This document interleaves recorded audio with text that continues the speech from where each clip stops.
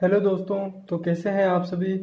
आज हम रीजनिंग का इम्पोर्टेंट टॉपिक कैलेंडर के बारे में चर्चा करेंगे। कैलेंडर से अक्सर एग्जाम में क्वेश्चन पूछे जाते हैं। आइए हम इन क्वेश्चनों को देखते हैं। 15 अगस्त 1947 को कौन सा वार था। हमें वार बताना है, कब 15 अगस्त 1947 को। ठीक है दोस्तों। और नेक्स्ट क्वेश्चन है 26 जनवरी 1950 को कौन सा वार था। और 9 मई 1540 को कौन सा दिन था या वार था। इस प्रकार के क्वेश्चन हमें अक्सर देखने को मिलते हैं। इसको सोल्व करने के लिए मैं आपके लिए एक शानदार ट्रिक लेके आया हूँ। एक फॉर्मूले के माध्यम से हम इसे सोल्व करेंगे। तो आइए दोस्तों, बिना किसी देरी के हम इसे देखते हैं। सबसे पहले हम फॉर्मूला देखते हैं। फॉर्मूले के अंदर है तारीख प्लस महीना प्लस वर्ष प्लस शताब्दी प्लस लीप वर्ष। ठीक है दोस्तों। इसमें तारीख तो जो दी हुई है वही आपको लेनी है। महीने के अंदर मैं आपको अभी लिखा देता हूँ, वो चीज़ आपको याद रखनी पड़ेगी।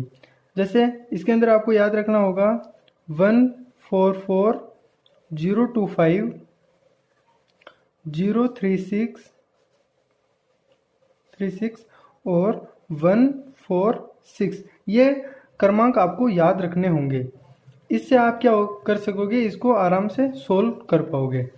तीसरा वर्ष ये आपको अंतिम वर्ष जो दे रखा है इसको एज इट इज लिखना है। ठीक है। फिर आता है शताब्दी में आपको कुछ संख्या याद रखनी होगी। जैसे 1600 के अंदर आपको 1600 से मैंने इसलिए स्टार्ट किया कि आराम से याद हो जाए कि यहाँ 6 है तो यहाँ 6 कर दो, फिर 2 घटा दो 4, फिर 2, फिर 0, फिर वापस वही प्रोसेस 6 4 2 0।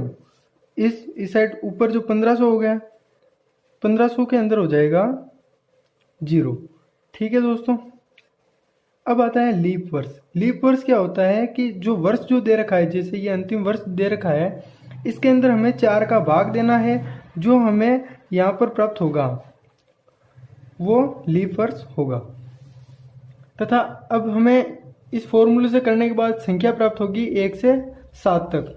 तो यहाँ मैं संख्या लिख देता हूँ कि अगर 1 प्राप्त होगा तो रविवार होगा, 2 प्राप्त होगा तो सोमवार होगा, 3 मंगलवार, 4 बुधवार, 5 गुरुवार, 6 शुक्रवार और 7 पर आपका शनिवार हो जाएगा।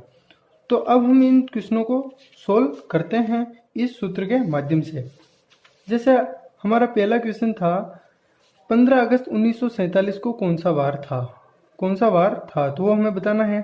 तो सबसे पहले हम इस फॉर्मूले का उपयोग करते हैं। तो तारीख 15 तारीख प्लस महीना हो जाएगा आपका अगस्त, और अगस्त में हमें याद रखना है 3।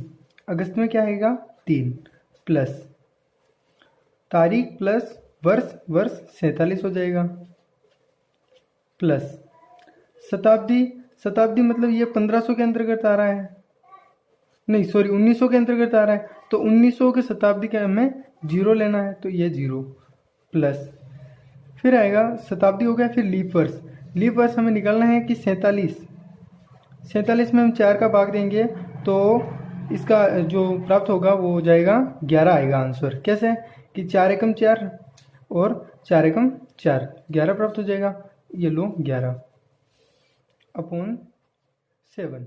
अब इनको जोड़ते हैं, इनको हम जोड़ेंगे तो 76 हमें प्राप्त होगा। 76 अपॉन 7 इसका हम करेंगे डिवाइड, तो आ जाएगा 7×70 और 6 शेषफल प्राप्त होगा 6। तो 6 पर कौन सा आ रहा है, शुक्रवार आ रहा है। अर्थात उस दिन कौन सा वार था, 15 अगस्त 1947, जिस दिन अपना देश आज़ाद हुआ उस दिन शुक्रवार था। ठीक है दोस्तों। अब हम एक और सोल्व कर देते हैं 26 जनवरी 1950। 26 जनवरी 1950। ठीक है। तारीख 26 प्लस महीना जनवरी का 1 है तो 1 पे 1, तारीख प्लस महीना प्लस वर्ष 50 प्लस शताब्दी 1900 में 0 आएगा, प्लस लीप वर्ष 50 के अंदर लीप वर्ष कितने हो जाएंगे 12 लीप वर्ष हो जाएंगे। कैसे? 50/4, तो 4 दे 40 और 4 दूनी 8, 12 हो जाएंगे। 2 शेषफल भी बच जाएंगे, उससे हमें कोई लेना देना नहीं है। ठीक है, अपॉन 7। अब हम इसको करेंगे डिवाइड, तो 26 रेख 27 और 12,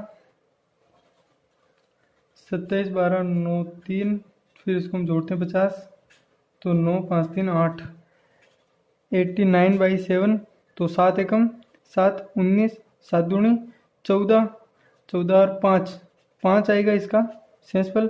और 5वें नंबर पर अपना हो जाएगा गुरुवार, अर्थात जिस दिन अपना संविधान लागू हुआ उस दिन गुरुवार था। ठीक है दोस्तों, ये क्वेश्चन महाराणा प्रताप का जन्म इस दिन हुआ था। ये क्वेश्चन मैं आप पर छोड़ता हूँ कि कमेंट में ज़रूर बताएं कि इस दिन कौन सा वार था 9 मई 1540 को। Thank you.